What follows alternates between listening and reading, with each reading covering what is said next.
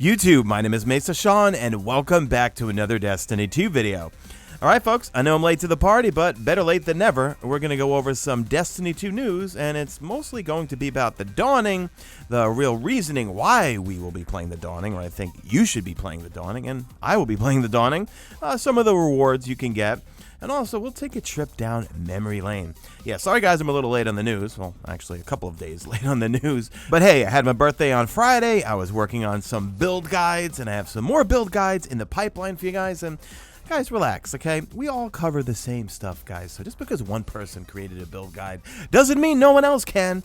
Anyway, let's get into it. But you know what? Look, before we get into it, the Dawning is coming on Tuesday, right? And I'm going to be streaming live right here on YouTube, so make sure you tune in.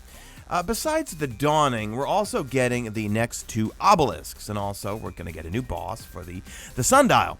But the one thing that's not coming back that I really wish was, and sound off in the comment section, but don't you wish this was coming back? Good old SRL, Sparrow Racing League. And actually, I found this footage on an old external hard drive from a capture event I went to at PSX. I think it was 2015.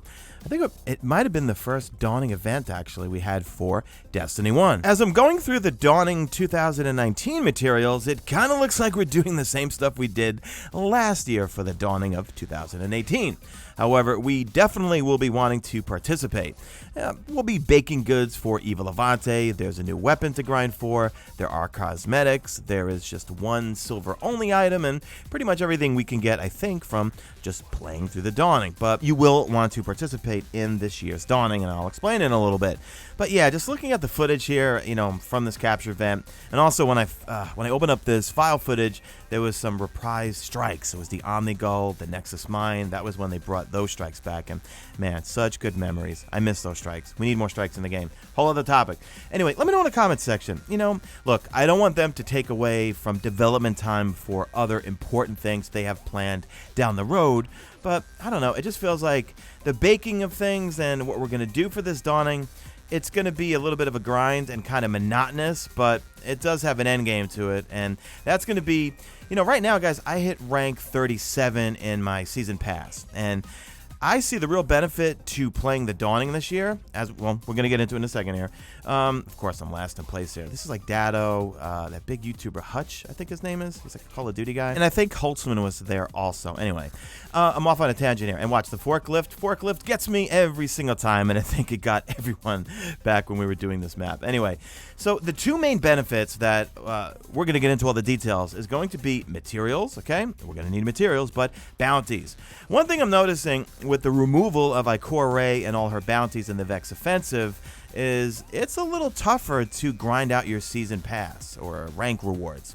I hit rank 37 last night, and I've been grinding like crazy, doing planetary bounties. I make sure I log in every day and grab all of the extra bounties, and I think Eva Levante, she's going to have, well, I know she's going to have a ton of bounties, so more than likely her weekly bounties, her daily bounties on all three characters. I think the Dawning is going to be an excellent way for you to grind out your rank rewards if you're looking to, one, get the power boost, but then also get all of those rewards and the loot from the rank rewards. So 100% Eva Levante, she will be an XP farm for this particular few weeks, and you want to take advantage of that because it gets a little old going to the moon all the time and some of the planetary destinations. And I mean, I do grab the Vanguard ones every day, and I grab all of Banshees and so forth. I don't do the Crucible. I don't have time for that. But yeah, take advantage of it. So Eva Levante, she's going to be back at the tower, and they say that she has new recipes to share. And that's where your adventure begins. Gather ingredients and hasten back to the warm glow of her upgraded holiday oven. You guys remember that from last year? Then it says, take off your coat and get toasty as you bake the tastiest treats the tower has ever seen. Now check out this little image here with that ship in it. It says, there's a ship-shaped package and a sparrow with your name on it.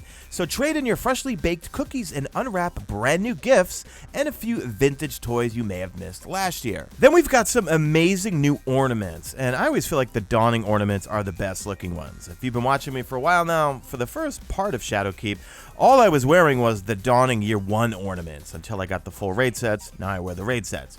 But anyway, it says, undeterred by wish lists, as long as the infinite forest, Tess is ready to add a little twinkle to your travels. Strap on your skates, dress up your ghost, then bundle up in the new Northlight armor ornaments, then feel the warmth of the light. Also, besides the ornaments, we've got some new Sparrows. Look at that one in the bottom right-hand corner.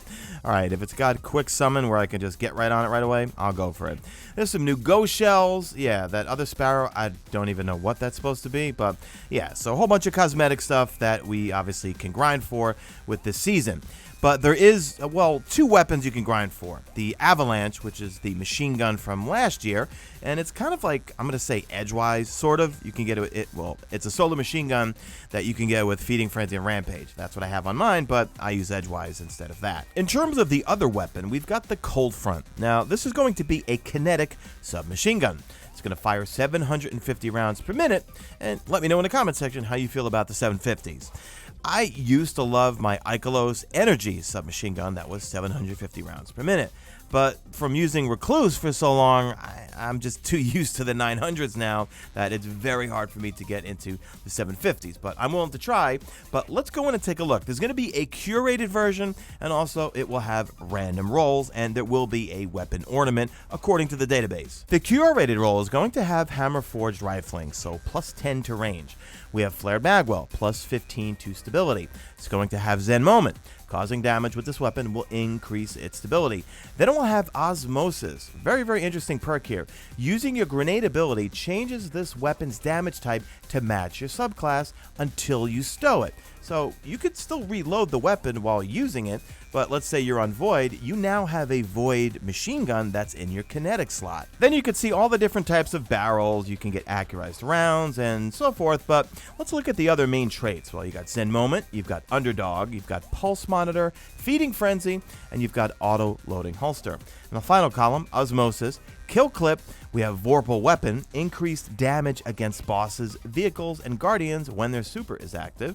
Dynamic Sway Reduction, when holding down the trigger, this weapon's sway reduction system boosts its accuracy over time, and we have Rangefinder. So in terms of random rolls, well, first off, I'm going to go for the curated version, but for random rolls, I'm probably going to go for accurized rounds.